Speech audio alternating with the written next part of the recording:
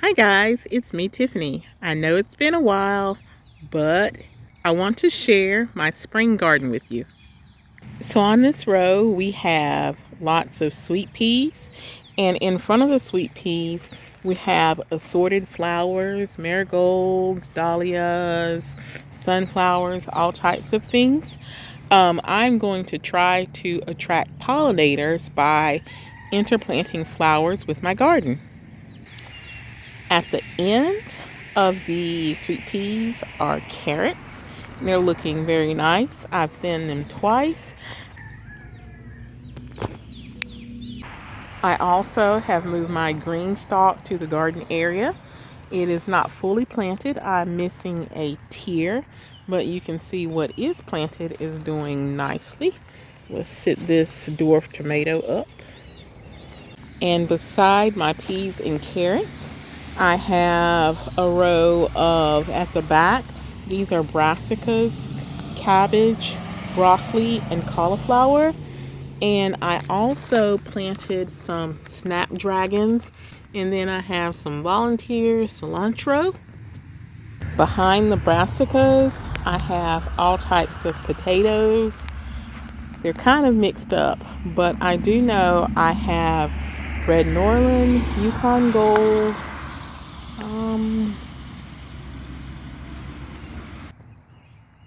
I also last minute put some beets in,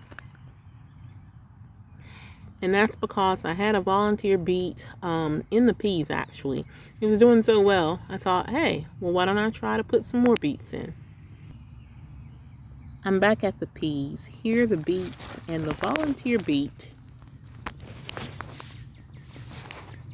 is right back here. It's hard to see for the peas, but it's back there and it's doing great.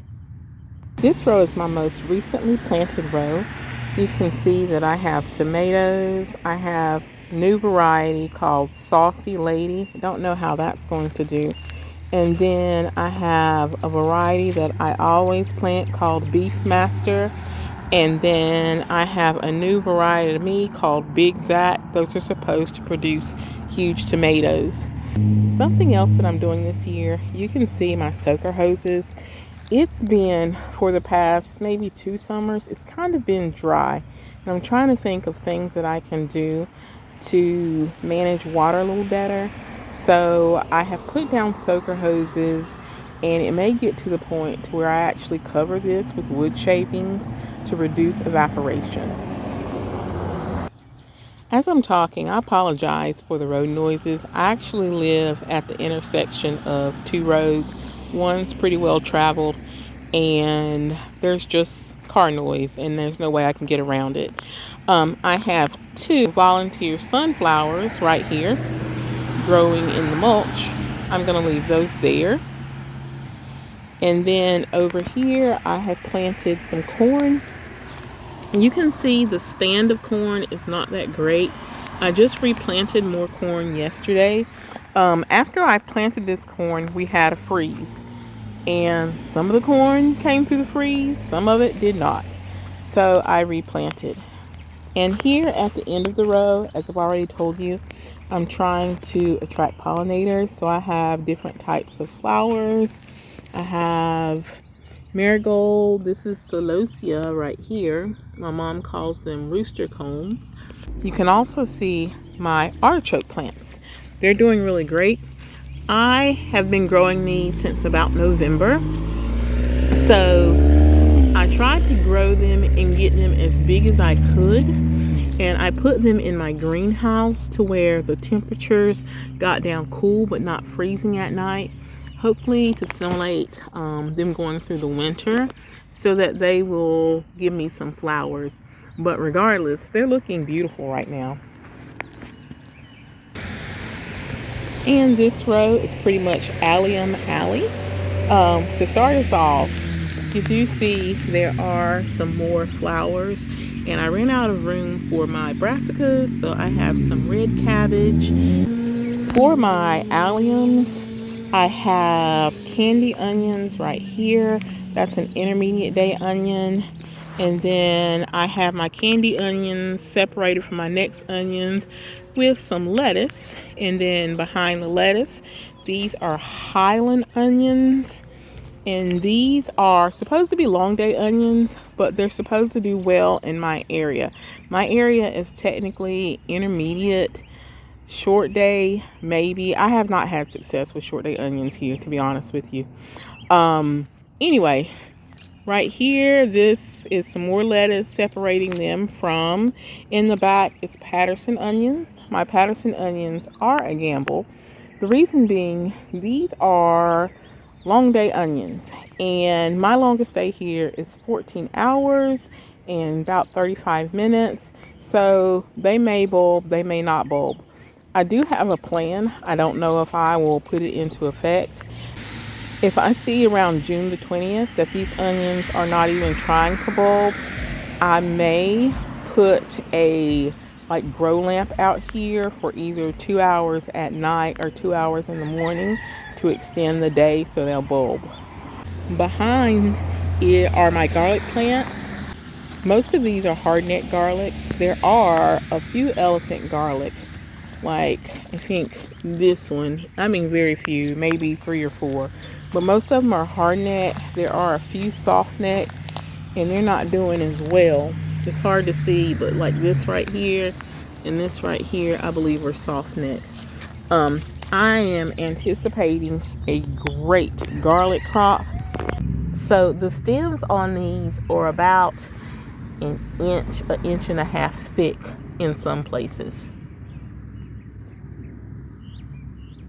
Behind the alliums are my berry beds. So I have blueberries interspersed with strawberries. The blueberries did really well. You can see they've already flowered and they've already set a lot of fruit. This one is a blue suede berry plant. My blueberry that is doing the best is this Biloxi berry plant. Something else that I'm in the process of doing is moving all my potted plants. I want all my potted plants in my garden in one area. It's just hard to maintain the lawn and to mow around stuff when you have things sitting everywhere. So these are my citrus. You can see this is my lemon plant.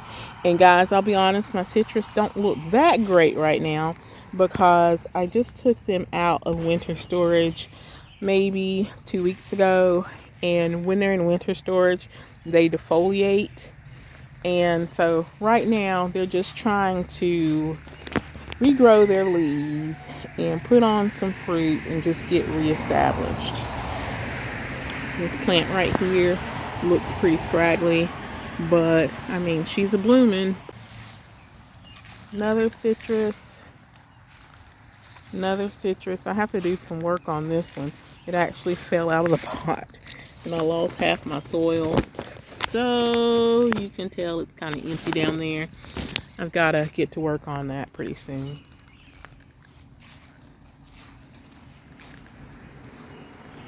And this one is my Silver Hill Satsuma. She's blooming, doing pretty good. I wish she had more branches, but she's doing what she can. This one is Miyamoto. This one is Okitsuwase. She's been a winner since day one, since I got her. She's pretty thin, you know, but she's blooming a lot. Pomegranate. And this is my Calamondin tree.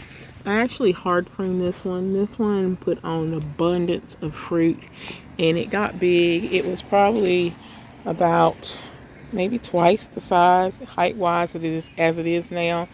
And I just need to keep my citrus and all my plants small. My dragon fruits are some in my shed here and then some are in my garage. Honestly, they did not fare that well over the winter. I've got a lot of rot. Here's one, but let me zoom in on this one. You see that? Unfortunately, that's the way a lot of my plants are. There are more in the garage, so it's worse than what you're seeing here.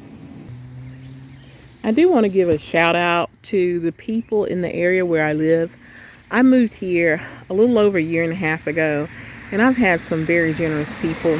For instance, all this beautiful black mulch. I had a gentleman come and give me a gift card from Home Depot. That is how I got all this beautiful black mulch in my garden. So thank you, Mickey. You know who you are. And then I had a couple of ladies just stop by, and they said, you know what? I've seen your garden, and they said, this sign is for you. So here you go on my little greenhouse shed. This is my she shed. And thank you to the two ladies who gave this to me. You know who you are.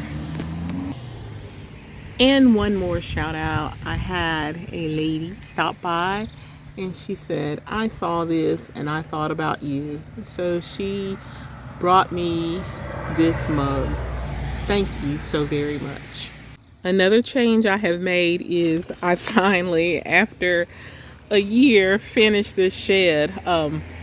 If you noticed before, I didn't have trim around the windows and I did not have the window boxes there. I've always had them, just didn't have time to put them up. But now they're there and I have my window boxes with strawberries. So that's it, guys. I'll keep you updated on the progress of my garden. Thanks for watching. Have a wonderful spring. Bye-bye.